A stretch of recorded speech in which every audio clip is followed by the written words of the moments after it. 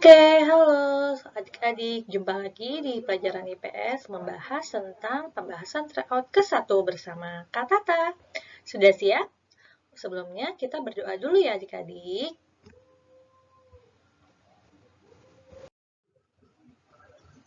Baik, untuk soal yang pertama adalah Selat Bali adalah selat yang menghubungkan pulau titik-titik dan pulau titik-titik. Jawaban yang benar adalah C, Pulau Jawa dan Pulau Bali. Nah, kita lihat ya pembahasannya. Nah, di sini pembahasannya ada gambar peta Pulau Bali dan ini adalah potongan Pulau Jawa. Nah, Selat Bali terletak di antara Pulau Jawa dan Pulau Bali. Nah, selat itu apa sih, Kak? Oke, selat adalah laut sempit di antara dua pulau. Nah, jadi di antara dua pulau ini di tengah-tengahnya ada perairan atau laut disebutnya selat. Di Indonesia ada beberapa selat juga selain Selat Bali. Nah, kalau kamu mau tahu, kamu bisa pelajari di peta.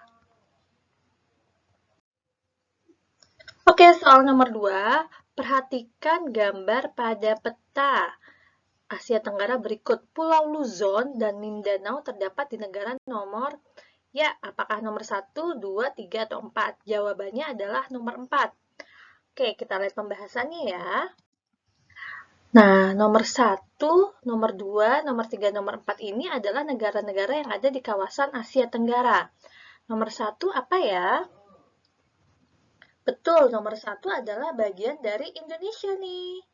Nah, kalau nomor 2 negara apa ya? Negara Thailand. Sedangkan nomor 3 adalah negara Malaysia. Nah, nomor 4 adalah negara Filipina. Nah, negara Malaysia memang terbagi dua. Ada yang berdekatan dengan Kalimantan dan juga ada yang di sini nih di ujung dekat Sumatera. Nah, di sini adalah Malaysia Timur. Nah, pertanyaannya tadi kan nomor 4 ya adik-adik. Nah, itu adalah Pulau Luzon dan Mindanao. Nah, itu terdapat di negara Filipina. Oke, adik-adik tahu kenapa di Indonesia, di Asia Tenggara negara yang berbentuk kepulauan? Betul, yaitu Indonesia dan Filipina. Nah, dua negara ini disebut dengan negara kepulauan karena lihat nih banyak pulau-pulaunya ya. Oke, kita lanjut lagi di nomor 3. Negara di Asia Tenggara yang industrinya paling maju adalah apakah Myanmar, Kamboja, Laos, atau Singapura? Dan jawabannya adalah Singapura. Nah, jawabannya adalah Singapura. Kita lihat ya. Nah, Singapura ini negara hebat adik-adik. Kalau kita lihat dari peta nih, Singapura itu merupakan negara kecil ya dibandingkan negara-negara di Asia Tenggara lainnya, apalagi dibandingkan Indonesia nih. Nah, ini Singapura letaknya sangat di ujung dan sangat kecil. Nah, karena letaknya yang sangat kecil itu, sumber daya alamnya sebetulnya tidak banyak di Singapura. Oleh karena itu, rakyat Singapura berpikir bagaimana cara menghidupi negaranya agar negaranya maju. Akhirnya mereka berpikir memajukan ekonominya dan untuk mensejahterakan masyarakatnya dengan membangun industri adik-adik. Nah, nih seperti ini nih ya. Dan membangun pariwisatanya yang baik. Singapura juga terkenal sebagai negara yang bersih adik-adik. Nah, jadi sebaiknya Indonesia bisa mencontoh nih budaya yang baik dari negara Singapura. Seperti itu ya. Oke, lanjut di nomor 4. El Nino merupakan fenomena alam yang terjadi di kawasan Asia Tenggara. Dampak dari fenomena El Nino di Indonesia adalah, nah di sini soalnya fenomena El Nino-nya tidak terjadi di Indonesia, tetapi berdampak sampai Indonesia. Apakah A, B, C, atau D? Jawabannya adalah D, yaitu kekeringan. Kita cek ya. Nah, El Nino. Nah, adik-adik perhatikan nih, di sini ada El Nino, sama La Nina. Bedanya, kalau El Nino bisa diartikan sebagai fenomena naiknya suhu permukaan laut di atas normal. Nah, memicu terjadinya kekeringan. Kebalikan sama La Nina. Kalau La Nina itu pendinginan adik-adik. Jadi kalau tadi El Nino naikkan suhu, kalau La Nina pendinginan. Nah, dampaknya di Indonesia adalah curah hujan yang banyak gitu. Jadi ada perbedaan ya antara El Nino sama La Nina. Diingat-ingat ya adik-adik. Baik, kita lanjut ke nomor 5. Penampakan alam yang terdapat di Provinsi Jawa Tengah. Jawabannya adalah dataran tinggi Dieng. Pernahkah kamu ke sana? Oke, kita lihat di sini nih. Nih gambar yang pertama. Gambar yang pertama ini yaitu dataran tinggi Dieng nih. Penampakannya seperti ini ya adik-adik ya, sangat indah ya. Namanya dataran tinggi pasti udaranya juga sejuk atau dingin. Nah, pernah mencapai suhu terekstrimnya pada tahun 2012 yaitu sampai minus 6 derajat Celcius. Lalu yang kedua di sini ada Candi Muara Takus di Riau. Oke. Nah, Candi Muara Takus ini merupakan bangunan peninggalan Kerajaan Sriwijaya yang bercorak agama Buddha. Oke, sedangkan yang tadi opsi pilihan yang ketiga itu ada Danau Kalimutu. Nah, Danau Kalimutu ini terletak di Flores. Nah, danau ini keistimewaannya adalah danau 3 warna adik-adik. Danaunya bisa berubah warna karena ada kandungan mineral di dalamnya, bukan sulap ya, tetapi memang karena ada kandungan mineral di dalamnya. Sedangkan yang nomor 4 ini adalah gambar penampakan Sungai Kapuas di Kalimantan Barat. Nah, Sungai Kapuas ini merupakan sungai terpanjang. Diingat-ingat ya adik-adik nih, sungai terpanjang di Indonesia. Oke, kita lanjut di nomor 6. Berikut ini provinsi yang terbentuk bukan pada awal kemerdekaan adalah yang mana ya? Jawabannya adalah D, Aceh. Oke, ini di sini provinsi pada awal kemerdekaan yaitu pada tanggal 17 Agustus 45 terbentuk baru 8 ya adik-adik. Ada Sumatera, Jawa Barat, Provinsi Jawa Tengah, Jawa Timur, Sunda Kecil. Nah, sekarang udah nggak ada ya, tapi dulu disebutnya Sunda Kecil. Apa sih Sunda Kecil? Nah, ternyata kepulauan di antara Pulau Bali dan Pulau Nusa Tenggara disebutnya Sunda Kecil waktu awal kemerdekaan. Terus ada Provinsi Maluku dan Provinsi Kalimantan serta Provinsi Sulawesi. Berarti yang tadi yang tidak ada di awal kemerdekaan adalah Provinsi Aceh. Nah, terbentuknya Aceh itu setelah atau sudah tidak di awal kemerdekaan. Lanjut di nomor 7, yaitu berikut ini yang tidak termasuk suku bangsa pada pulau di bawah, yang tidak termasuk di garis bawahi, tidak termasuk berarti kecuali ya. Nah, pulau apa ini?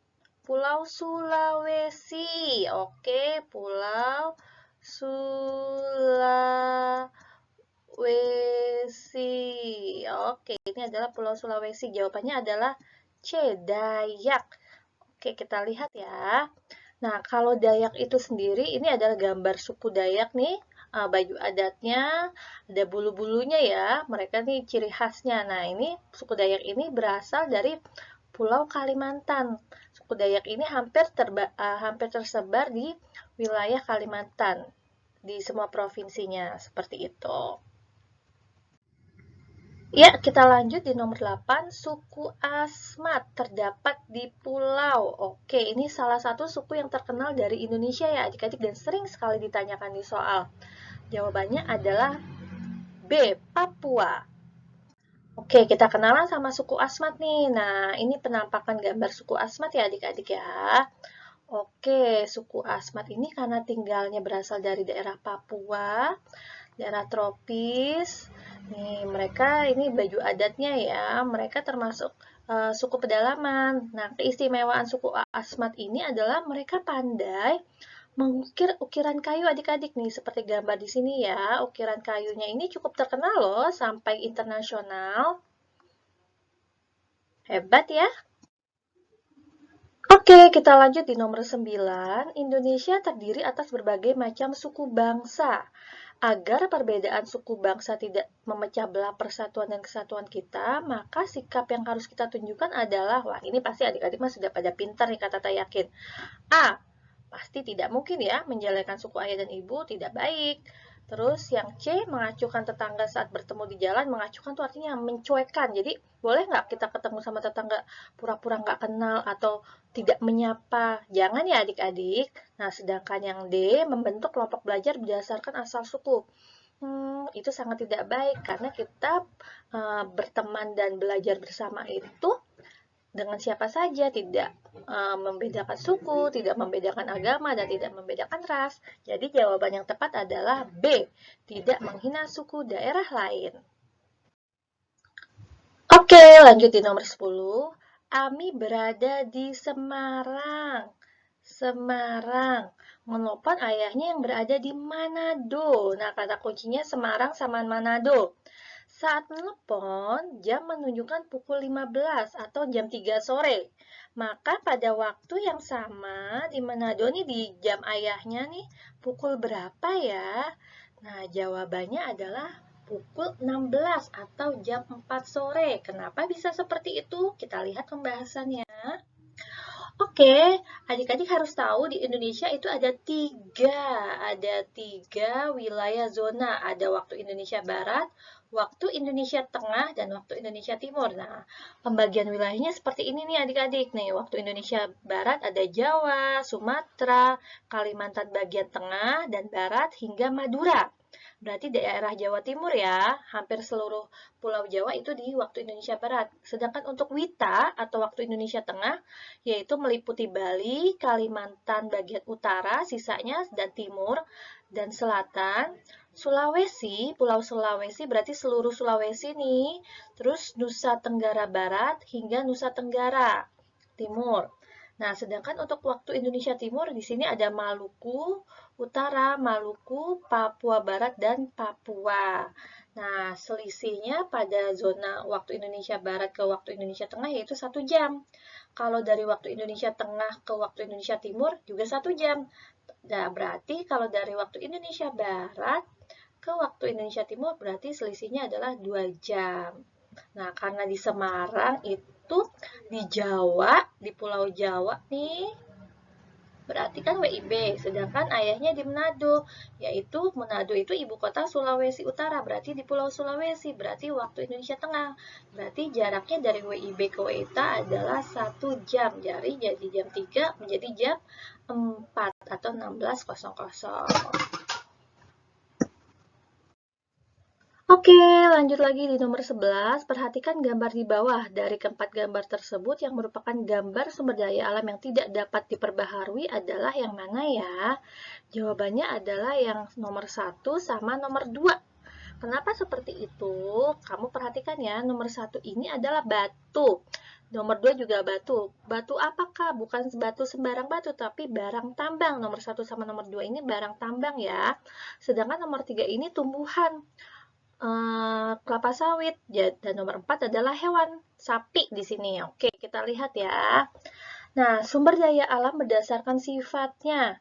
Ada 2 dibagi. Yang pertama, sumber daya alam dapat diperbaharui dan sumber daya alam tidak dapat diperbaharui.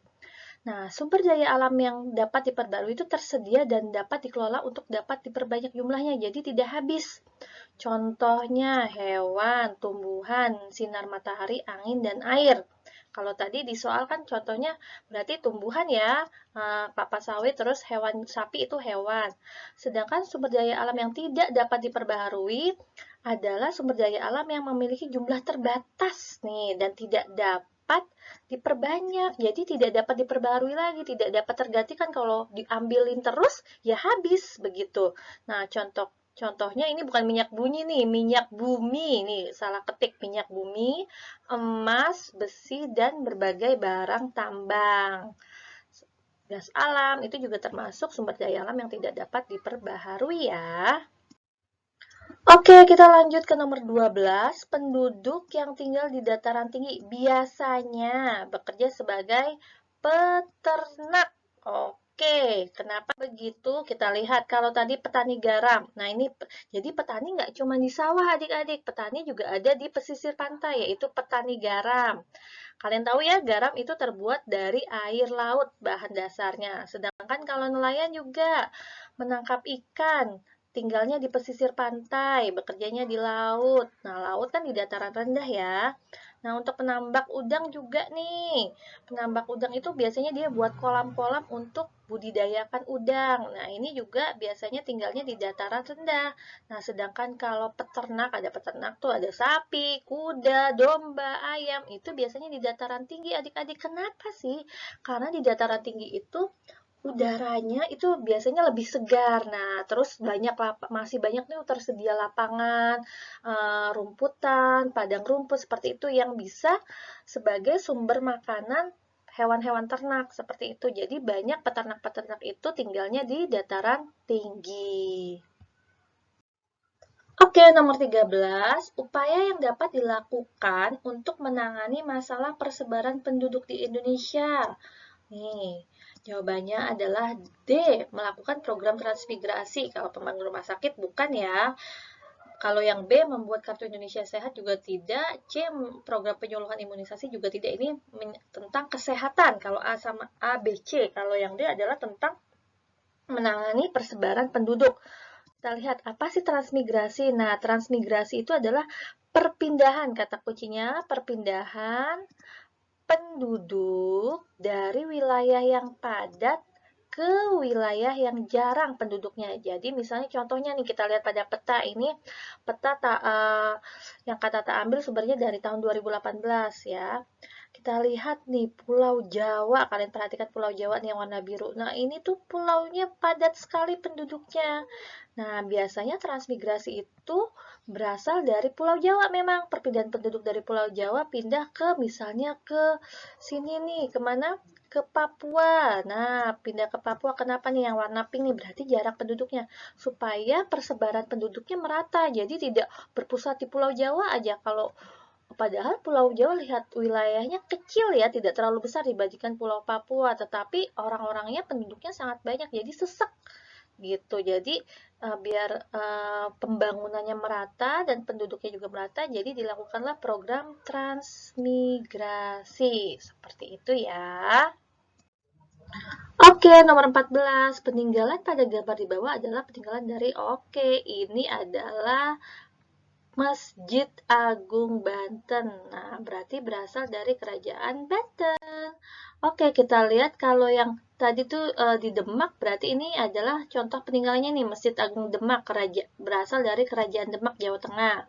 Kalau ini yang gambar nomor 2 ini nih, tadi gambar nomor 1, ini gambar nomor 2, ini Masjid Agung Baitur Rahman, Kerajaan Aceh, terletak di daerah istimewa Aceh. Sedangkan gambar nomor 3 ini adalah Yupa, peninggalan dari Kerajaan Kutai, Kalimantan Timur. Yupa itu bentuknya seperti batu dan isinya nih ada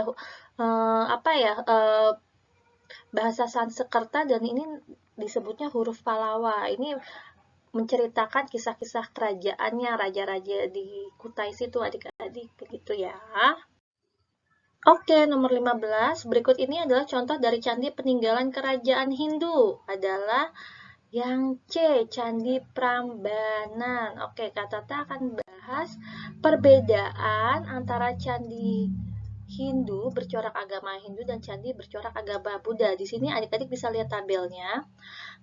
Dari fungsi bentuknya, arcanya, terus arah pintu utamanya, bahannya, serta bagian bangunan dan filosofinya.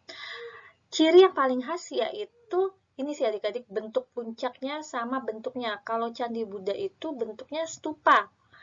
Bentuk puncaknya, contohnya nih Candi Prambanan ya. Nih Candi Prambanan nih. Candi Prambanan tuh atasnya stupa. Stupa tuh kayak apa ya? Bangunannya mirip kayak kerucut gitu sih, tapi nggak kerucut kan lancip. Nah, kalau Candi Hindu itu bentuknya ratna. Nah, terus kalau bentuknya, kalau candi agama Buddha itu tambun. Tambun itu artinya melebar ke samping. Sedangkan kalau candi agama Hindu itu ramping, biasanya tinggi menjulang ke atas. Seperti itu. Itu ciri khasnya ya adik-adik. Seperti itu, diingat-ingat ya. Oke, masuk ke nomor 16. Berikut ini yang termasuk sikap menghargai jasa para pahlawannya adalah Oke, antara A, B, C, sama D, yang pasti yang A ya. Kalau B, C, sama D ini perbuatan yang negatif nih semuanya nih. Yang A adalah yang positif, yang baik, yaitu mendoakan para pahlawan saat mengheningkan cipta pada saat upacara bendera di sekolah. Nah, jadi saat upacara sekolah kalau ada waktu mengheningkan cipta, itu kita doain para pahlawan yang sudah sangat berjasa adik-adik berjuang untuk kemerdekaan negara Indonesia, sehingga kita bisa hidup damai saat ini. Kalau zaman dulu coba bayangin sekolah aja susah, takut perang lah, takut ada penjajah gitu. Jadi kita harus bersyukur ya. Oke, di nomor 17, perlawanan rakyat Padri. Nah, ini terkenal juga nih soalnya nih terhadap Belanda dipimpin oleh, jawabannya adalah Tuanku Imam Bonjol. Nah, ini ada fotonya nih. Foto pertama, ini adalah foto Tuanku Imam Bonjol. Beliau berasal dari Sumatera Barat. Gambar yang kedua, ini adalah Patimura. Beliau berasal dari Maluku. Sedangkan gambar nomor 3, ini adalah Teku Umar, berasal dari Aceh. Dan gambar nomor 4, yaitu Pangeran Diponegoro, berasal dari Jawa Tengah. Nah, adik-adik biasanya di soal suka ketukar nih antara nomor 1 sama nomor 4, karena ciri khasnya pakai topi. Nih, Tuanku Imam Bonjol pakai topi, Pangeran Diponegoro juga pakai topi nih. Nah, tapi ciri khas lagi lainnya kalau Imam Bonjol ada janggutnya ya, nih. Janggutnya nih ciri khasnya. Jadi jangan ketukar lagi antara Tuanku Imam Bonjol sama Pangeran Diponegoro. Oke, nomor 18, tokoh yang ikut berkunjung ke Dalat untuk memenuhi panggilan dari Marsekal Tereuchi orang Jepang nih ya. Siapa? Jawabannya adalah B. Insinyur Soekarno, Muhammad Hatta, dan Dr. Rajiman Weddiodiningrat. Oke, ngapain sih ke Dalat?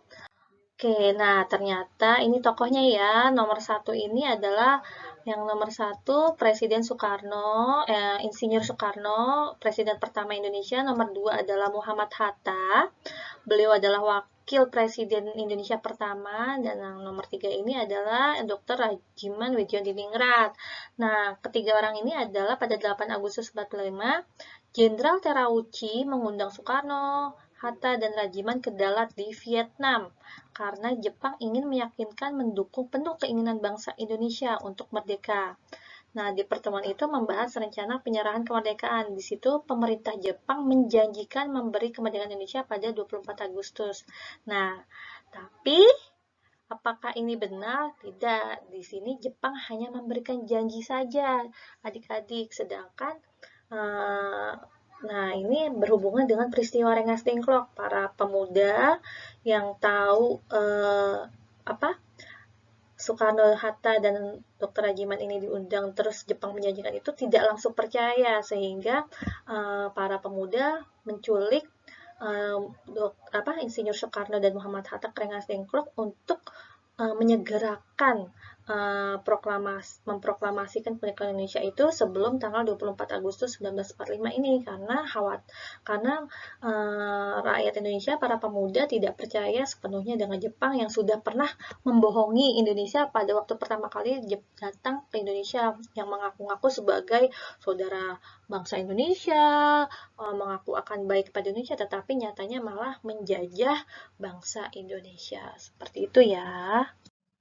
Baik, soal nomor 19, peran tokoh. Nah, ini gambar siapa ya? Beliau adalah Muhammad Yamin. Beliau berperan yaitu C, menuangkan gagasannya dalam merumuskan dasar negara dalam sidang BPUPKI. Oke, nomor 20, gambar ini nih menggambarkan cara untuk menghargai benda-benda peninggalan sejarah, yaitu yang pasti D ya, menjaga kebersihan di bangunan bersejarah. Ini kan sepertinya ada di candi ya, di situ sejarah candi-candi gitu. Nah, kalau A, B, sama C ini sudah jelas tidak baik, salah. Berarti jawabannya yang D. Oke, lanjut lagi di nomor 21. Pada gambar ini merupakan usaha pemerintah untuk meningkatkan fasilitas sarana dan prasarana di bidang apa sih? Udah tahu ya, ini MRT, kereta cepat. Nah, yang stasiun pusatnya ada di Lebak Bulus. Nah, ini pasti di bidang transportasi, yaitu alat angkut. Oke, berlanjut ke nomor 22, kegiatan menjual barang-barang ke luar negeri disebut apa? Jawabannya adalah ekspor. Nah, oke, di sini ekspor. Penjelasannya ekspor. Kata adik-adik ingat aja, ekspor itu exit, keluar, berarti mengirim, menjual barang ke luar negeri dari dalam negeri. Jadi Indonesia, kalau Indonesia ekspor beras ke Singapura, berarti Indonesia menjual beras ke Singapura. Oke, lanjut kalau impor.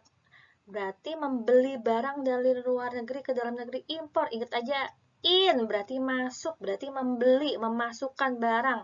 Misalnya Indonesia import barang elektronik dari Singapura, berarti Indonesia beli barang-barang elektronik, beli TV, misalnya impor TV dari Singapura, kayak gitu. Nah, sedangkan kalau produksi, pengertian produksi adalah kegiatan menghasilkan, menciptakan, membuat. Nah, contohnya ini nih, produksi di pabrik tekstil misalnya. Lalu distribusi, distribusi itu kata kuncinya menyalurkan barang dari produsen ke konsumen. Nah, misalnya kayak paket, kalau zaman sekarang tuh paket ada JNE, pos gitu ya. Nah, ini si cepat gitu. Nah, itu adalah perusahaan-perusahaan ekspedisi yang sebagai distributor dan tugasnya adalah mendistribusikan dari menyalurkan barang dari produsen ke konsumen. Kamu misalnya beli barang online gitu kan.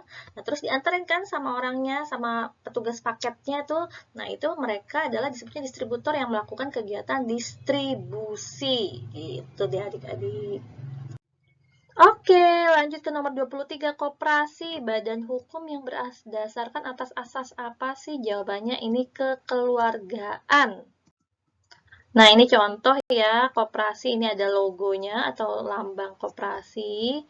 Nah, koperasi itu usaha bersama untuk mensejahterakan anggotanya, tujuannya itu serta mewujudkan masyarakat Indonesia yang adil dan makmur. Ciri-ciri koperasi apa sih? Beranggotakan, bersifat sukarela dan terbuka, dan berasas kekeluargaan. Seperti itu. Koperasi juga macam-macam. Ada koperasi simpan pinjam, koperasi serba usaha, koperasi sekolah. Nah, di homeschooling kelas itu juga ada tuh koperasi sekolah, tapi sejak pandemi kita tutup sementara ya adik-adik. Oke, kita lanjut ke nomor 24. Keunggulan alat transportasi seperti pesawat terbang adalah, oke, pasti adik-adik ada yang sudah pernah ya naik pesawat terbang. Jawabannya adalah yang A, lebih cepat sampai di tujuan. Kalau yang namanya keunggulan berarti yang positif, yang baik. Nah, kalau B dapat memuat sedikit orang, berarti ini minus dong, kekurangan. Kalau mudah dioperasikan, tidak semua ya. Harus ada sekolahnya dulu, harus pilot, harus yang khusus. Nggak bisa semua orang bisa mengoperasikan pesawat terbang, harus pilot. Terus kalau menimbulkan polusi, ini juga disebutnya kekurangan, bukan keunggulan. Kalau karena di soalnya keunggulan, berarti yang baik, berarti jawabannya A, lebih cepat sampai di tujuan. Kenapa? Ya karena kan dia di udara, nggak macet. Oke, kalau dapat memuat sedikit orang, pesawat bisa kok memuat ratusan penumpang. Oke ya. Baik, nomor 25. Salah satu keunggulan lagi nih, keunggulan alat transportasi perairan. Kalau tadi udara, sekarang perairan. Ini ada kapal. Nah, kalau tadi kata Tata bilang keunggulan, berarti yang baik. Yang A tidak dapat menampung orang banyak. Ini kekurangan. Sedangkan kapal itu bisa loh menampung sampai ribuan. Lihat tuh, penumpangnya banyak sekali. Kalau mudah dioperasikan juga enggak. Ini butuh keahlian khusus. Disebutnya nahkoda. Ya, karena tidak mudah, tidak seperti kita mengendarai sepeda yang tinggal goes. Kalau kapal tuh ada keahlian khususnya, ada sekolahnya. Sedangkan tidak dapat beroperasi dan saat cuaca buruk, iya benar, tapi ini bukan keunggulan, ini kekurangan. Kapal sangat tergantung sekali sama cuaca ya. Kalau cuacanya apalagi di tengah laut lagi ada badai, wah bahaya tuh. Jadi biasanya kapalnya menepi dulu. Nah, jawabannya yang D, terhindar dari kemacetan. Kenapa? Karena dia di laut, tidak ada motor, tidak ada mobil, tidak ada orang yang menyeberang gitu. Jadi lebih lancar perjalanannya. Baik, kita lanjutkan ke nomor 26. Penyebab dari bencana kekeringan. Kekeringan berarti panas ya, kemarau ya. Berarti jawabannya yang A, curah hujan yang rendah. Sudah pasti. Kalau curah hujan yang tinggi, enggak dong. Kan pasti itu kalau curah hujannya tinggi,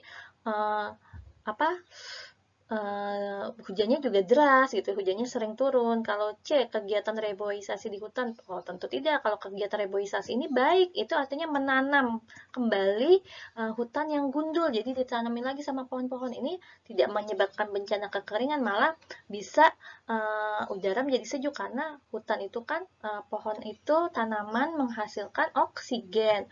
Sedangkan tadi yang D, dampak dari fenomena La Nina. Tadi sudah Tata jelaskan di nomor sebelumnya kalau La Nina itu malah kebalikan dari El Nino. La Nina itu menyebabkan curah hujan yang tinggi. Jadi jawabannya adalah yang A, curah hujan yang rendah. Baik, kita lanjutkan ke nomor 27. Berikut ini merupakan cara untuk mencegah banjir. Banjir berarti airnya meluap. A. Membangun jembatan, tidak. B. Membangun rumah di sekitar wilayah sungai. Ini juga sebaiknya tidak dilakukan ya, karena kalau wilayah sungai itu sebaiknya tidak dibangun pemukiman, karena untuk serapan airnya jadi kurang baik. Yang C. Memanfaatkan sungai sebagai pembangkit listrik. Ini tidak betul, jawabannya kurang tepat. Yang D, mengolah sampah atau limbah dan tidak membuangnya ke sungai. Iya, betul sekali. Kalau buang sampah ya di tempatnya, tidak buang di sungai, karena itu sungainya, aliran sungainya bisa mampet, terus nggak ada, tidak, alirannya tidak lancar, jadinya banjir. Begitu ya. Oke, nomor 28, dampak positif, berarti yang baik. Dampak positif yang baik, baiknya tulis baik, modernisasi dalam bidang komunikasi, kata kuncinya komunikasi. Oke, berarti kalau komunikasi itu penyampaian pesan. Oke, ada yang mengirim pesan, ada yang menerima pesan. Kalau yang A, mudah dalam melakukan perjalanan, ini bukan bidang komunikasi, tapi bidang transportasi,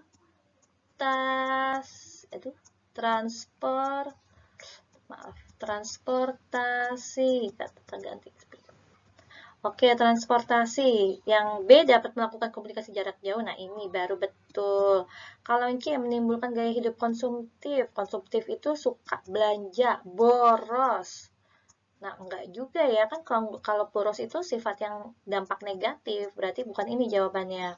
Kalau yang D, mudah dalam melakukan berbagai pembayaran. Komunikasi bukan bidang ekonomi, yang ditanya komunikasi. Kalau yang D ini untuk di bidang ekonomi.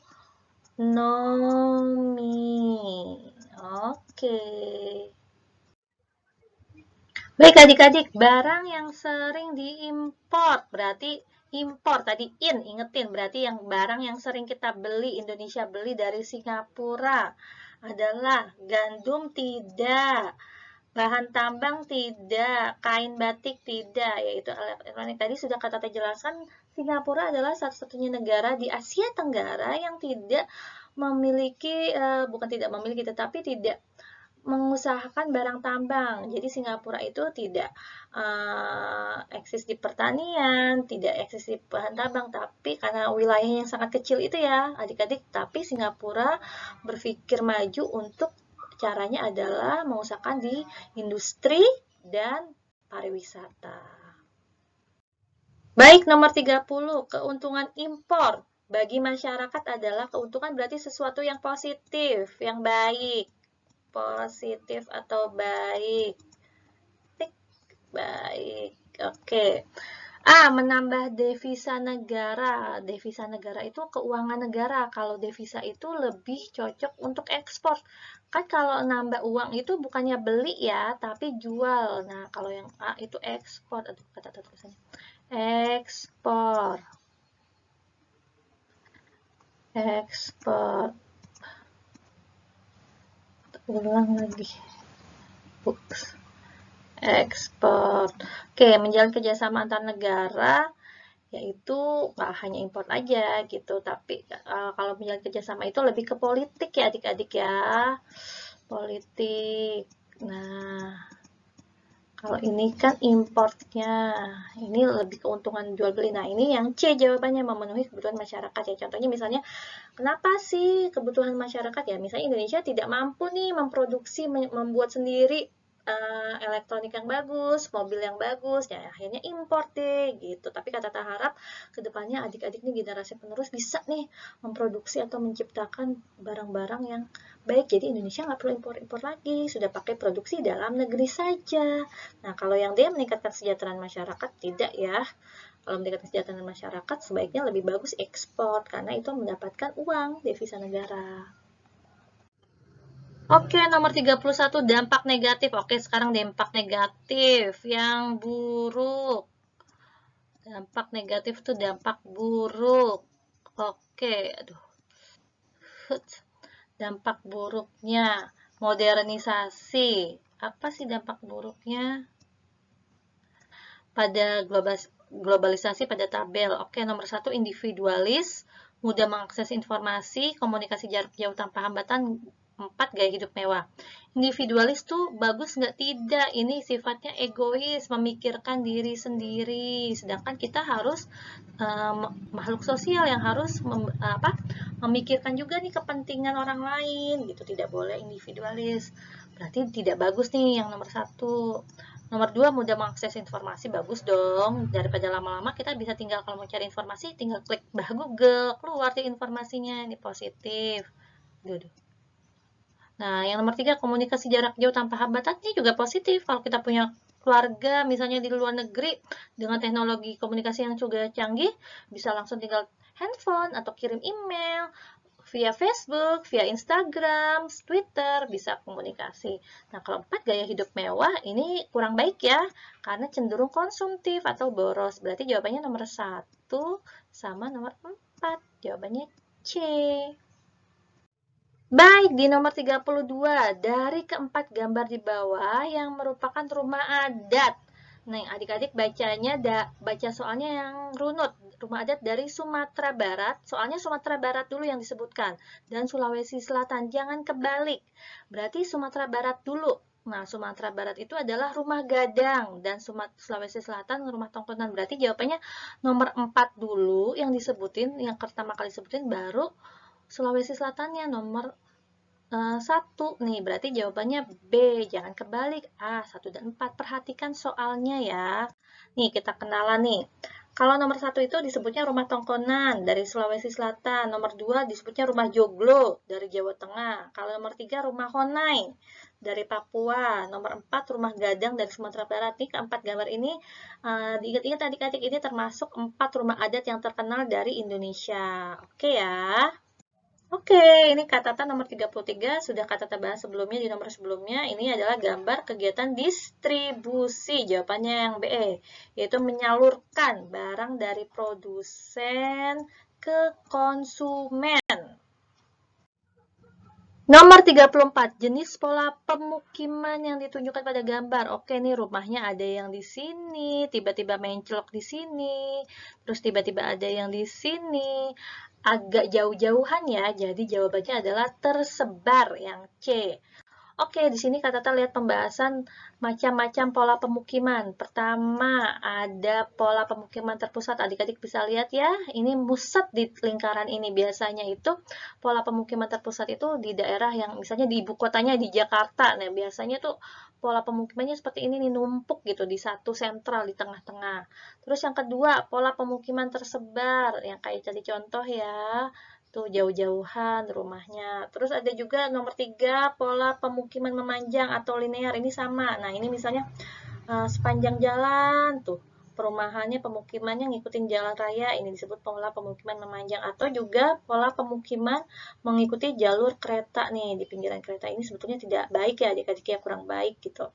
Nah, ada juga pola pemukiman mengikuti alur sungai juga ada. Pola pemukiman mengikuti garis pantai juga ada seperti itu. Oke deh.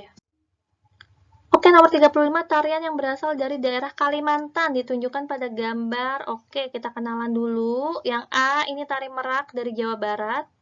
Oke, di sini nih kalau gambarnya kecil ya. Nanti kalian cari nanti. Ini tuh di mahkotanya itu seperti burung merak. Terus ini yang terkenal sekali nih tari kecak yang cak cak cak cak cak cak cak dari Bali.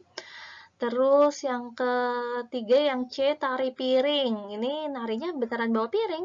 dari Sumatera Barat atau Padang. Yang keempat, ini jawaban yang benar, yaitu tari baksa kembang dari Kalimantan Selatan. Oke, adik-adik, kita sudah masuk ke uraian. Negara-negara di wilayah Asia Tenggara tergabung dalam ASEAN. Tuliskan 10 negara ASEAN. Oke, ada 1 Indonesia, 2 Singapura, 3 Malaysia, 4 Brunei, 5 Filipina, 6 Kamboja, 7 Vietnam, 8 Thailand yang warna kuning, 9 Myanmar, dan 10 Laos. Oke, 10 Laos ya. Negara the low country yang terkunci, daratan sama Vietnam, sama Thailand, sama Kamboja juga. Jadi dia tidak memiliki perairan Laos. Jadi ini ya, 10 negara ASEAN. Bukan di Asia Tenggara. Kalau Asia Tenggara ada Timor Leste, tapi sampai sekarang Timor Leste belum tergabung dalam ASEAN. Oke, soal nomor 2, tuliskan letak geografis, berarti yang berdasarkan penampakan permukaan bumi. Nah, ini Indonesia nih, yang di tengah nih. Oke, diapit oleh 2 benua, yang warna kata kasih warna kuning, warna merah juga ya. Wah, benua Asia dan benua Australia. Terus diapit lagi sama 2 samudra perairan yang sangat luas, yaitu ada Samudra Pasifik sama Hindia. Oke, nah Indonesia nih di tengah-tengah nih, benar-benar di tengah diapit. Oke, soal nomor 3, apa alasan golongan muda membawa Soekarno-Hatta ke Rengas Dengklok? Tadi ada sambungan dari peristiwa yang kedalat itu ya. Nah ini nih, ini gambar tokoh para pemudanya nih, ada Wikana, Aidit, Hairul Saleh sama Soekarni. Nah ini gambar Insinyur Soekarno sedang proklamasi, di belakangnya ada Muhammad Hatta, waktu Presiden pertama Indonesia. Nah latar belakang peristiwa terjadinya Rengas Dengklok diawali dengan adanya perbedaan pendapat antara golongan tua dan golongan muda. Golongan tua itu termasuk Insinyur Soekarno dan Muhammad Hatta ya, mengenai kapan pelaksanaan proklamasi. Peristiwa ini merupakan puncak perbedaan pendapat antara golongan tua dan golongan muda. Nah, sebelumnya kan sebelum tanggal 17 Agustus itu yang Presiden Soekarno sama wakilnya Muhammad Hatta ini sama Dr. Rajiman itu kan diundang tuh ke Dalat tuh sama Jenderal Terauchi. Nah, di situ golongan tua setuju tuh mau menerima kemerdekaan dari Jepang, dijanjikan gitu kan, tapi golongan muda nih nggak percaya nih, ini yang golongan muda ya tidak percaya. Jadi terus menculik Soekarno supaya Soekarno dan Muhammad Hatta tidak dipengaruhi pikirannya oleh Jepang. Akhirnya ayo udah, golongan muda mendesak, ayo Pak Soekarno, Pak Muhammad Hatta, kita proklamirkan aja kemerdekaan kita secepatnya, jangan percaya Jepang akan ngasih karena Jepang pernah berbohong sama kita di awalnya mengaku-ngaku baik, tetapi ternyata malah menjajah. Seperti itu. Akhirnya berundinglah, berdebat, berdiskusi, bermusyawarah. Akhirnya setuju, Soekarno, golongan tua dan golongan muda sepakat memproklamirkan kemerdekaan Indonesia pada tanggal 17 Agustus 1945. Seperti itu ya adik-adik.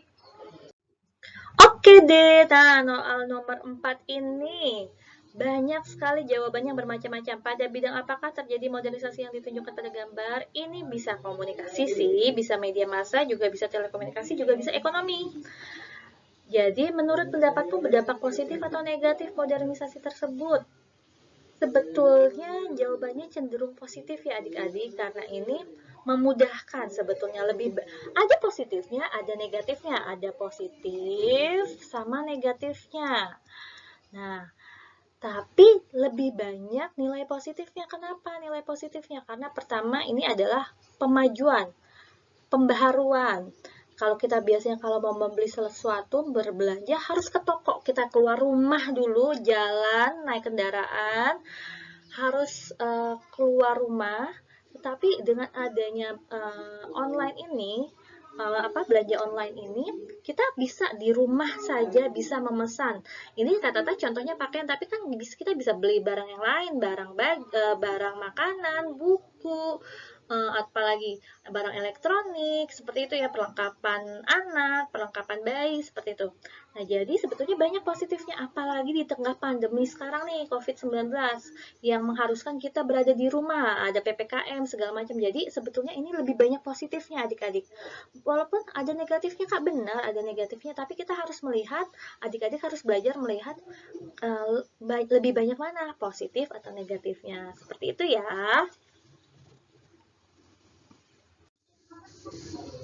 Oke, soal nomor 5, tuliskan dua musim yang ada di Indonesia, dampak dari letak astronomisnya. Oke, letak astronomis Indonesia jangan lupa terletak di antara 6 derajat LU, 11 LS, lintang selatan, dan 95 derajat BT, BT, bujur timur, sampai 141 derajat bujur timur. Bujur timur atau BT. Nah, karena letak astronomis yang seperti itu, Indonesia berdampak mempunyai dua musim, yaitu musim kemarau dan musim hujan. Jadi tidak ada musim salju ya di Indonesia, adik-adik, adanya musim hujan, hanya ada dua musim. Oh, oke adik-adik hebat, adik-adik kelas 6 yang super hebat. Terima kasih sudah menyimak pembahasan tryout pertama kita tentang pembelajaran IPS bersama Kak Tata. Semoga pembelajaran kali ini bermanfaat. Dan kalau kalian masih ada yang kurang paham, bisa ditonton lagi atau bisa langsung tanya langsung ke Kak Tata. Oke adik-adik, terima kasih. Sampai jumpa.